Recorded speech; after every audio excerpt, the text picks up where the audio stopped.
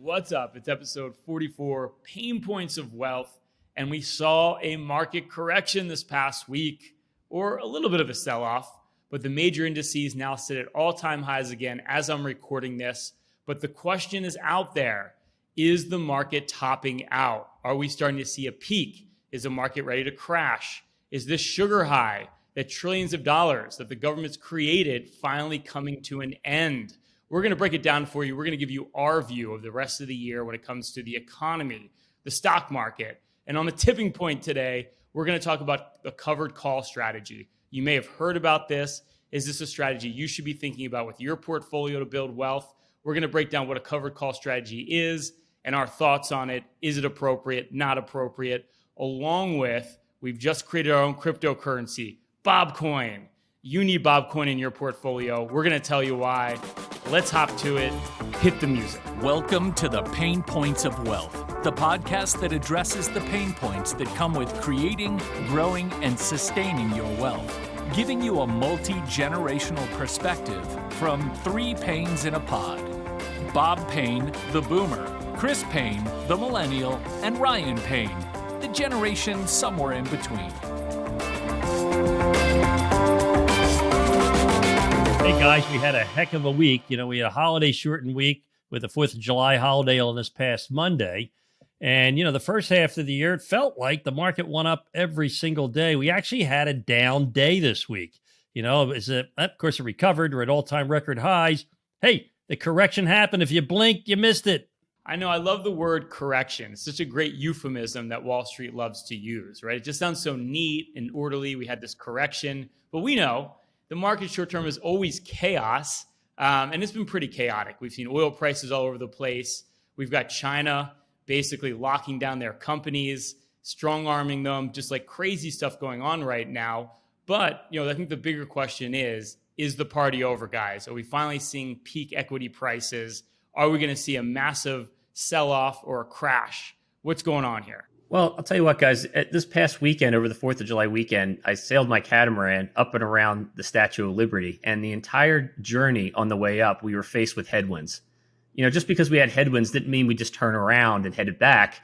You tack around it. You find a way to get to your destination. That's why it's so important to have a financial plan so you can have a roadmap so you can get around these chaotic or corrective times, to use your term, Rye. Chris, I can't tell you how many times Ryan called me this weekend saying he was concerned about, your trip up to Manhattan because gas prices were going up so high. He was worried that your sailboat would have a hard time buying gas. Well, first off, Chris, that was a beautiful metaphor with your sailboat. So nice, like wonderful commercial for financial planning. Number two, while you were there, slaving away, you're sweating, getting that boat in the water and doing all the things you have to do to get that boat ready. Bob and I were just sitting on his deck, hanging out in the sunshine, wondering why you're doing all that work sailing when you can just relax with Bob and I. We don't get it. Well, you know what, Dad, since I can't put gas in my sail, but it doesn't have an engine, I do have to put that sweat equity in to make the boat go forward. So yeah, while you guys are relaxing, I'm out there doing the hard work as usual. Well, that's the thing. When it comes to the market, you have all these headwinds, all these concerns, but they're not certainties, right? Yeah, the government's printing money. Yes, there's cyber attacks. Yes, there's a COVID variant out there. There's all things you can have to worry about for the financial propaganda channels, to get us to, wring our hands and fret and worry. But the fact of the matter is the market's smarter than everyone. I'll tell you who they're especially smarter than: Wall Street. Well, it is kind of crazy. If you look at Wall Street strategists' average prediction for where the S&P 500 will be at the end of the year, it's 4,200. Well, the market's at 4,300 now. So they've been completely wrong here. And I think it's half of our show is always making fun of Wall Street for being so wrong. So what do they do now since they're already below where the S&P is today? Do they revise their targets? Do they quit their job? What do they do? Well, what they do, Rye, is either apply for the job as the weather person on television, because both Wall Street strategists and weather people have the same deal, right? They're often wrong. They're never in doubt. They're never held accountable, to being wrong. They just say, oh, well, I'm not wrong. I'm just early, or, hey, I'll just try harder next time. But meanwhile, we got the market has been ramping. The first half of the year was spectacular. Well, the proof's in the pudding, boys. For 5 months in a row, the S&P 500 has been up. It not only has been up, but it's been up 5% each consecutive month. And what's like remarkable about that statistic, the last time that happened was 1956. So that kind of momentum is unbelievable. But if you look at it historically as well in 1956, the market ended up going up another 25% from those levels. So I think the narrative here is completely wrong, right? It's not like, are we worried about a crash here? What I would worry about is, are we going to see just this massive melt up in the stock market? And nobody's talking about it except for us on our podcast because we're awesome. And it's not just the fact that the market's been up the first half of the year, but when it comes to the U.S. market, strength begets strength. Typically, when you have an up first half, you have an up second half. Now, another thing that I've been observing is the S&P 500 hasn't dropped below its 200-day moving average even one day. Now, I went back and studied this, guys. Whenever the market stays ahead of its 200-day moving average for the year, you're up 88% of the time. So it seems like everything is on the bull side. And if you're a bear and if you're not long, right now, I'd have to say you're really wrong. Well, Dad, I'll give you a real world example of that. I recently met with a very good client of mine, and they, I would say reluctantly, told me that they recently pulled a portion of their portfolio out of the market because of fear. You know, they're afraid of what's going to happen politically in our country with inflation. And I went through their projection with them, and I showed them what happens if they stay in cash or they try to time the market. And the bottom line is their goal of wanting to retire at 65 now becomes a goal of retiring at age 90. Ouch. See, Chris, that points to me the biggest problem of do-it-yourself investors, right? You manage the bulk of their money. Unfortunately, you can't manage their 401k because they're still working, and they had control over that. Were able to go behind your back, not take your advice, and they ended up hurting themselves. And that's the problem. It feels so good to make these moves because of fear of some uncertainty, but it usually comes back to bite you, and you know what. Well, the other thing to think about too is, I know how to finish that sentence, Bob, but I'm not going to do it because it's a PG podcast. But that's not the only client or potential client I've talked to recently that's been sitting in cash since March last year. And I think that also just shines a light on how many investors have to get back in the market. And another reason for a melt up here is just because there's still so much cash out there. And as we've learned this year, a lot of that cash is finding itself back into stocks. I mean, that's the reason why you're seeing a lot of the speculative positions like AMC, the movie theater chain that's basically bankrupt, but that's been going shot to the moon because investors just have so much money to speculate right now. That trend is not over. So there's going to be a lot more money getting into this market. So if you're sitting there trying to play defense right now, well, you're going to feel that pain, no pun intended, as more money just keeps going in the market. It keeps going higher. And that's what forces everybody in, and that's what causes that melt up. And you take into account, right, that the fact the bond market this week did go up, right? That means, billions of dollars went into the 10-year Treasury at a 1.3%. Now, call me crazy, but net of inflation, that's a negative return. I don't know, guys, if you see me putting all of my money into an investment that's guaranteed to lose money over the next 10 years, please put me in a home. I'm getting the car ready, Chris. Putting Bob away. And with a treasury yield at 1.3%, it shows that dividend yields, which are over 2% in a lot of U.S. stocks, are very attractive. But there's other places to be than in Apple, Amazon, no dividend paying stocks, or even dividend paying stocks in the U.S. Looks pretty good around the world right now. Well, that's the other thing, too. Like this week, we had Biden come out and saying he's going after big tech. We're seeing all these antitrust suits against big tech, not to mention the valuation or how high the prices are on a lot of these big tech stocks. And remember, if you own the S&P 500, that's 22% in 5 companies. You have Facebook, Apple, Amazon, Microsoft, and Google. That's not diversification, and the headwinds are there. They're real. And to your point, Bob, we talked about this last week on the podcast, Europe looks freaking awesome right now. I never thought I would say that, but you start looking at vaccination rates going up, dividend yields, the stocks are cheaper. There's so many reasons why you need to, quote unquote, diversify your money right now. Well, let's make that a little bit more real, Rye. When you say they're cheaper, if you think about the S&P 500 right now, it trades at 20.5 times its forward earnings.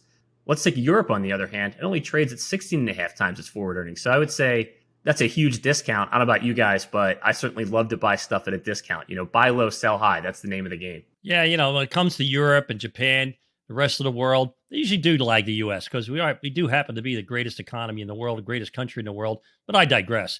When you look at Europe, yeah, they're catching up now with their vaccinations. Even though their vaccine's not as good as ours, they are catching up. And so as you look at what happened as our economy reopened, our stock market was booming and is still booming while the rest of the world's reopening. Matter of fact, by the end of this year, by the end of the fourth quarter, Bob Payne predicts we're going to have the biggest global boom in economic history. All right. I think Dad's becoming a Wall Street strategist. Well, hopefully our Wall Street strategist, Bob Payne, is actually right about what's going to transpire. But no, absolutely. I mean, that's the other thing. If you're sitting in cash right now, you're trying to play catch up. Well, Europe is playing catch up. So it's just another reason why if you're going to get invested right now, and this is the way we invest our clients' money, you don't want to just own the S&P 500 because it's a tech stock, it's a tech fund and drag. You want to own a global portfolio because the global economy is going to boom. And if you look at it historically, our international does just as well as the U.S. markets over different time periods. So you haven't missed the boat here. It's like the old Wayne Gretzky quote: "You got to skate to where the puck is going to be, not where the puck has already been." And it's going to be in those global markets. And that's why you've got to reposition your portfolio, or if you're getting invested for the first time. Yeah, and as economies reopen, it really favors the cyclicality of the economy, right? Cyclical stocks tend to do better when you have an economy that's growing rapidly and expanding like it is here and it is in Europe and the rest of the world. So when you look at Europe, you look at Japan, you look at other places than the U.S., they're overweighted in what we call value stocks. They're overweighted in cyclicals, things like industrials, financials, materials, commodities. So not only are they cheap relative to what's available in our market, but they're also going to benefit from the reopening because they're heavier weighted in more cyclical parts of the economy. As a matter of fact, the annual compound rate is going to be closer to 11% versus in the U.S. where it's only 8%. So, let's just kind of sum it up here. The first half of the year was spectacular, and typically history dictates that the second half will follow suit. So let's all root for history repeating itself. But just in case it doesn't, let's not have a portfolio that's based on anticipation, trying to predict things that can't be predicted or known. Matter of fact, guys, we talk about the economy, we talk about the government, we talk about the Fed. This is all noise, right? If we look in hindsight over the last 2 years, the one event that had the biggest impact on us, on the economy, on the markets, was a little virus called COVID that caused a pandemic that wasn't predicted, that wasn't known. That was a black swan event.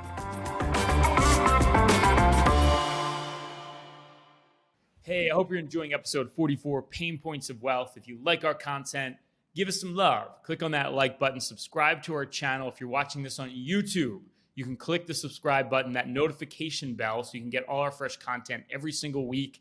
And you can subscribe to our podcast so you can get into your inbox every single week. We doubled our listenership. Thank you. We appreciate your support. It's time for the tipping point. This is where we pinpoint the pain point having the biggest impact on your wealth right now. And guys, we actually got a listener question. So I thought it was a really good question. I thought we could actually discuss it here on the air today, or through the airwaves, or wherever you're listening to this, digitally, whatever. But anyway, the question comes in: Ryan, I listen to your podcast every week, as you should, and appreciate the way your team keeps me grounded. Well, that's what we do. I was wondering what your thoughts are on a covered call strategy. I generally stay away from Reddit, which is a good idea, but my son sent this to me, and I wonder why I never hear professional investors talk about such strategies. I really appreciate your thoughts on this. And guys, we actually used to use a covered call strategy, but maybe we should explain what that is for our listeners here. Well, first of all, there's two components to a covered call strategy.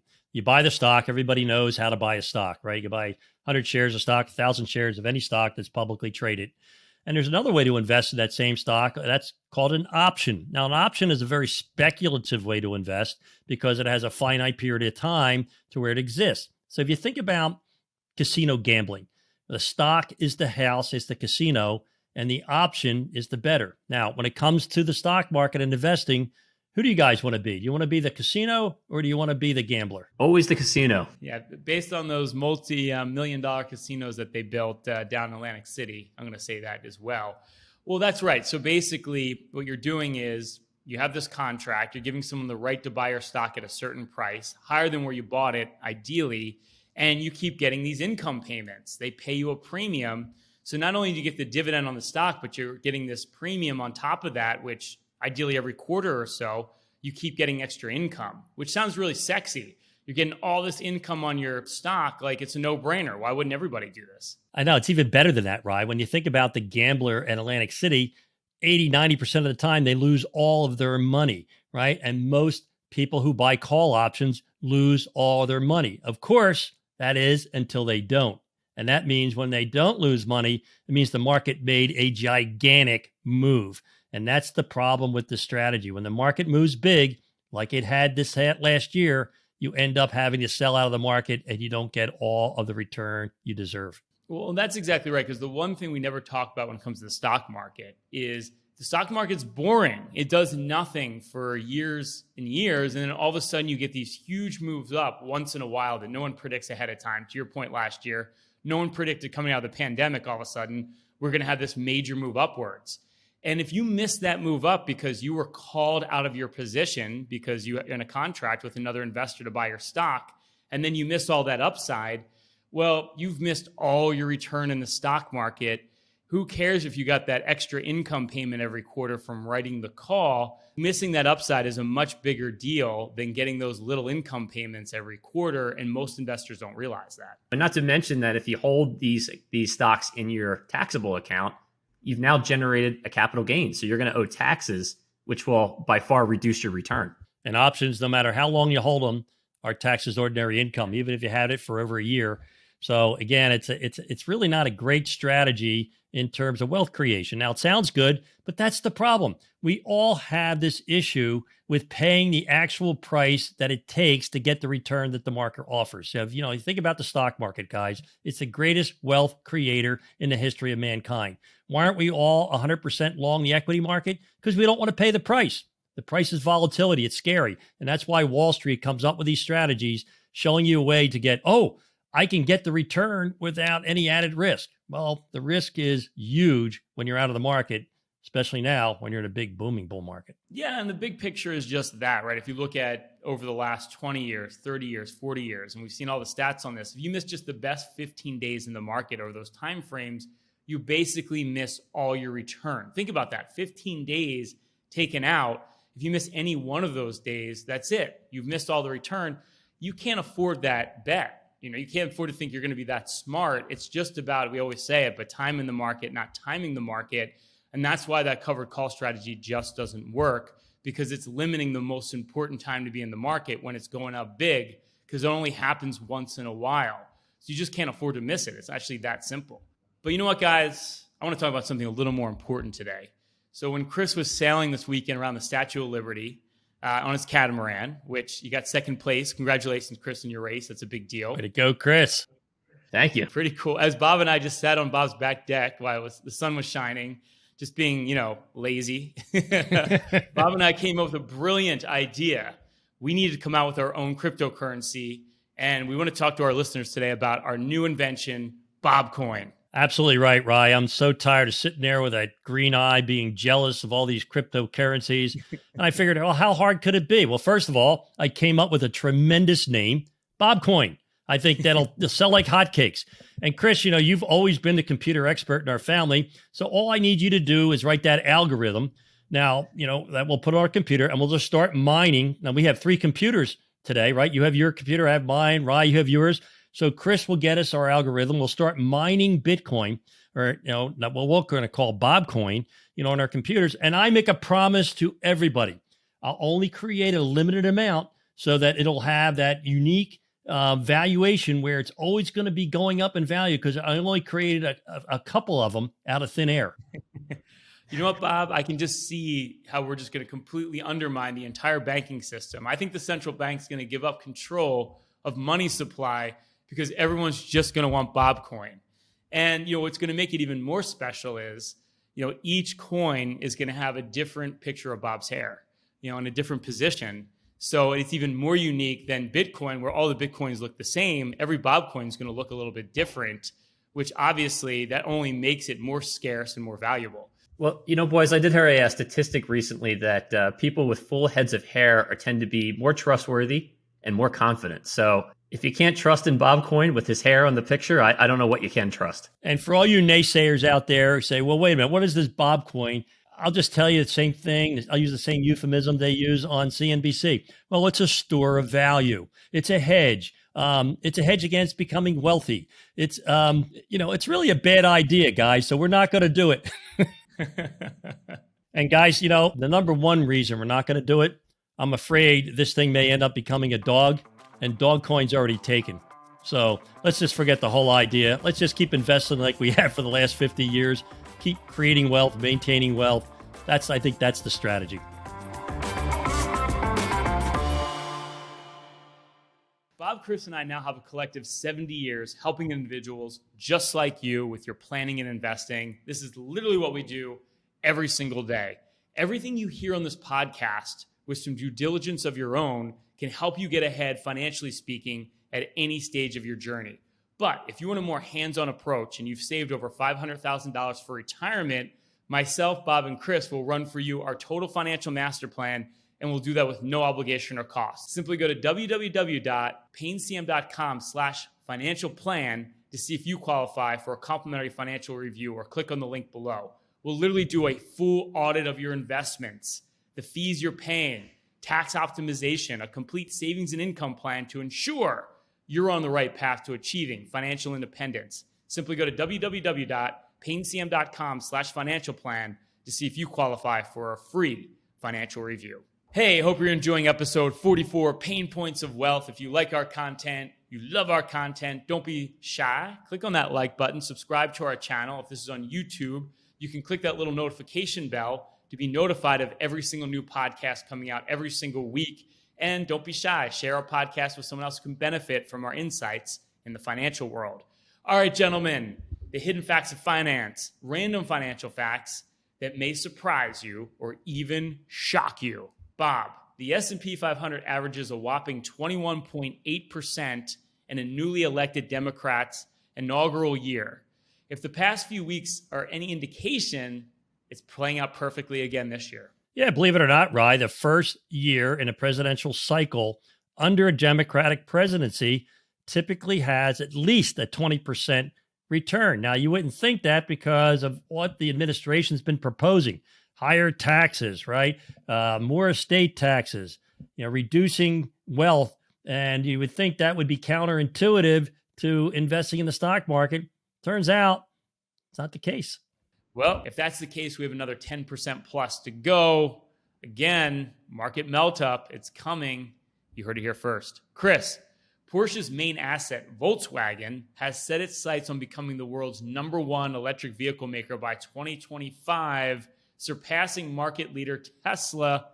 Never count out those Germans. Well, all I can say, guys, is that I think Tesla's going to have a real hard time maintaining those 140 years worth of profits built into its stock price with Volkswagen hot on its heels. That's true. There's no monopoly on electric vehicles, no matter what Elon Musk would tell you.